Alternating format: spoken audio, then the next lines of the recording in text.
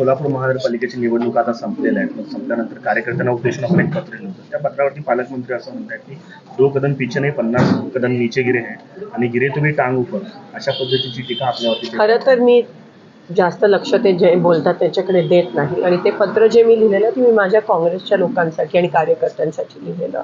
आता त्यांनी ते कोणत्या अनुषंगाने वाचलं की ते मूळ काँग्रेसचेच होते म्हणून कदाचित त्यांनी ते पत्र वाचलं असावं आणि ते संधी साधू आहेत. ते तिथे BJPमध्ये गेले कारण का तिकडे जास्त आमिष BJPने दाखवला.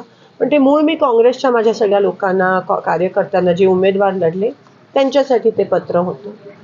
निवडणुका संपलेल्या आहेत, अशा वेळेस निवडणुका संपल्यानंतर जनतेनं कौल दिला तर विकासाची कामं त्याच्याकडे झाली पाहिजे. मला असं नव्हता, अजूनही विरोधकांवरती टीका करण्यातच ते व्यस्त दिसत आहे. त्याच्याकडे आपण तेच त्याच्यावरून कळतं की त्यांची संस्कृती काय आहे आणि ते कोणत्या पद्धतीत हे इलेक्शन लढले. आणि मी एवढीच विनंती करते आणि मी वारंवार करते की सोलापूर हे प्रतिष्ठेचं शहर आहे. सोलापूरची एक सांस्कृतिक शहर आहे. त्याची पातळी हे बाहेरच्या लोकांनी येऊन